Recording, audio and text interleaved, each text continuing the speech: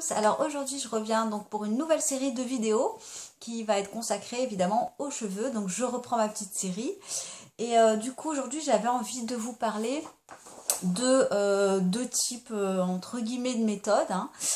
Comme vous avez pu voir sur le titre, on va parler donc du shampoing clarifiant et donc dans une première partie et dans une seconde partie du dégorgement, notamment pour les colorations végétales.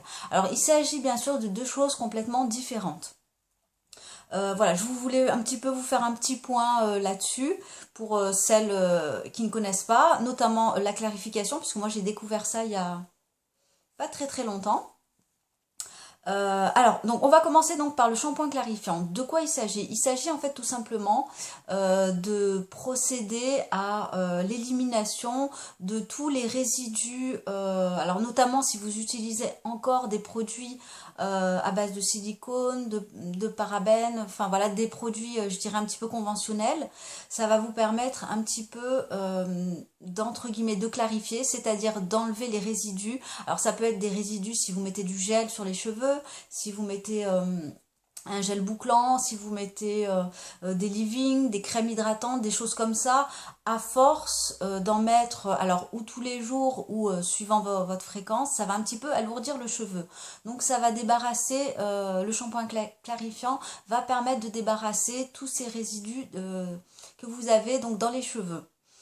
Donc ça c'est une première chose. Alors je vais vous dire de quoi il s'agit. En fait, le shampoing clarifiant, il s'agit tout simplement d'ajouter à votre dose de shampoing du bicarbonate de soude. Donc moi j'ai celui, hein, c'est un bicarbonate alimentaire, mais il fait tout à fait bien l'affaire. Donc j'en mets un tout petit peu. Alors en termes de dosage, je peux pas vous dire, je mets à peu près une petite pincée de sel dans mon shampoing. Je mélange, je frictionne, notamment au niveau du cuir chevelu. Je laisse poser 2-3 minutes et ensuite je rince. Donc vous avez cette solution donc avec du bicarbonate. Sinon, vous pouvez ajouter aussi quelques gouttes d'huile essentielle d'arbre à thé. Voilà. Alors, ou uniquement le bicarbonate, ou alors le bicarbonate associé à l'huile essentielle d'arbre à thé, si ça vous plaît en fait d'utiliser l'huile essentielle. Pour ma part, j'utilise uniquement donc ma dose de shampoing. Donc en ce moment, c'est ce shampoing vraiment que j'affectionne tout particulièrement. D'ailleurs, je pense vous faire une vidéo là-dessus. Une vidéo revue. Si ça vous intéresse, n'hésitez pas à me le dire, hein. C'est le shampoing Stop the Water While Using Me. Alors désolée pour l'accent, je fais ce que je peux. Et voilà, donc j'associe les deux.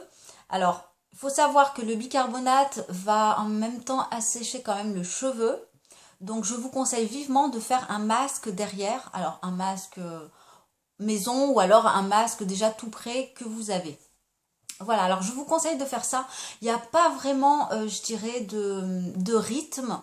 Moi, je le fais peut-être une fois tous les 2 mois ou parfois une fois par mois. On va dire que c'est un petit peu quand j'y pense, mais surtout si vous êtes adepte de produits coiffants, de gel, de crème coiffante, de crème hydratante, enfin voilà, un tas de choses qu'on peut se mettre dans les cheveux.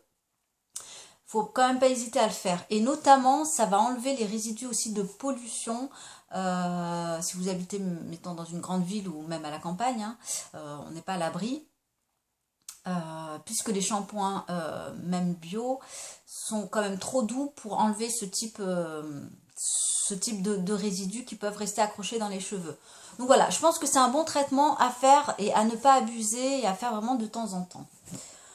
Voilà, donc ça c'était pour le shampoing clarifiant. Autre chose aussi que je voulais vous dire par rapport à ça, si vous voulez pas vous consacrer à ce mélange de bicarbonate et de shampoing, il existe des shampoings tout faits. Là, il suffit juste de regarder sur internet. Moi, j'en ai jamais acheté, mais j'ai regardé sur un blog. Il s'agit donc de l'Aubrey organique, je ne vais pas vous dire des bêtises, au thé vert.